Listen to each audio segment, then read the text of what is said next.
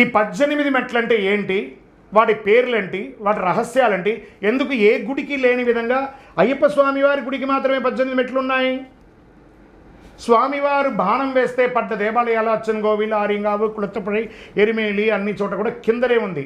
కానీ శబరిమలలో మాత్రము ఆ యొక్క శిల్పి పెద్దగా కట్టేశాడు, చాలా ఎత్తైన పీఠంలో అయిపోయింది. మరి ఎందుకు అక్కడ ఉంది అని అంటే, స్వామివారేమో 12 ఏళ్ల పసిబాలుడు, ఆయన ఎక్కలేడు.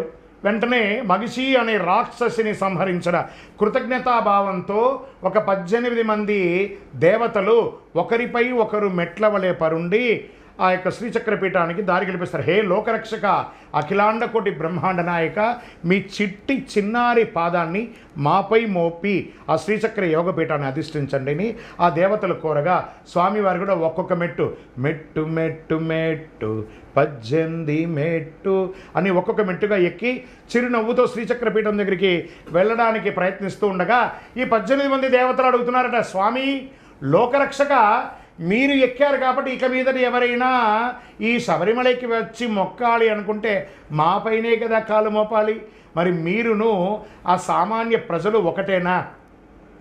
మరి కాదు కదా, దానికి ఏం చేయాలంటే మీకు సమానులుగా ఉన్న వాళ్ళు మాత్రమే మా పైన కాలు మోపాలి. అంటే ఏం చేయాలి? ఒక మండల కాల బ్రహ్మచర్య దీక్ష ఉండి సదా సర్వకాల సర్వావస్థలందు మీ నామస్మరణ ఓం శ్రీ స్వామియే శరణమయ్యప్ప అని తారక మంత్రంను జపిస్తూ మీ పావనమైనటువంటి ఇరుముడిని ధరించి ఎక్కిన వాళ్ళకు మాత్రమే 18వ బడి మీద అర్హత అంటారు. తదాస్తూ అంటారు స్వామి స్వామి అని అంటారు. మళ్ళీ 18 దేవతలు ఏమిటయ్యా అంటే, మరి కొంతమంది నేను కాలు మండలం, అరమండలం, ఈ మండలం, ఆ మండలం అని అంటుంటారు కదా, మరి అవన్నీ లేదు, కాంప్రమైజే లేదు.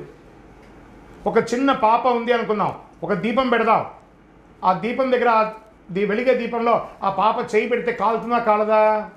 కాలుతుంది కదా. పెద్దవాళ్ళు పెడితే కాలుతుందా కాలదా? కాలుతుంది కదా.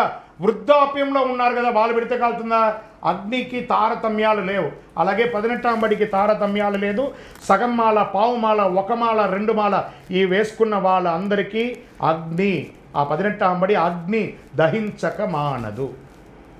మరి ఏం చేయాలయా అంటే, దూషించు వారికైనా మేలు చేయు స్వామి నీవే. 18వ బడి మీద ఎక్కడానికి 41 రోజులే కానీ స్వామిని దర్శించడానికి దీక్ష లేదు. పక్క మెట్ల ద్వారా కూడా వెళ్ళి దర్శనం చేసుకోవచ్చు. దీక్ష తీసుకున్న వాళ్ళతో పాటు ఒక సివిల్ స్వామి ఇద్దరు వస్తారు, ఆయన కూడా దర్శనానికి వస్తారు కదా. మరి పక్క మెట్లో నుంచి వెళ్తారు కదా, పక్క మెట్లో వెళ్ళి దర్శనం చేసుకోండి. వేసుకుంటే 41 రోజులు లేదా సివిల్గా వెళ్ళండి. ఈ పావనమైనటువంటి 18వ బడి యొక్క పేర్లు ఉన్నాయి చూసారా, ఇవన్నీ రహస్య దేవతలు కాబట్టి వాటికి పేరు బయట చెప్పడం ఉండదు. అక్కడ తంత్రివర్యులు కానీ పూజ చేసే వాళ్ళు కానీ ఉపదేశం పొంది ఆ మంత్రాన్ని లోపల చెప్పుకుంటూ దాని ముద్ర రూపంలో పూజ చేస్తారు కాబట్టి దానికి పేర్లు బయట చెప్పడం ఉండదు. మీకు ఇష్టం వచ్చిన దేవతల పేరుని మీరు పెట్టుకొని పూజించుకోండి, దోషం లేదు. శరణమయ్యప్ప.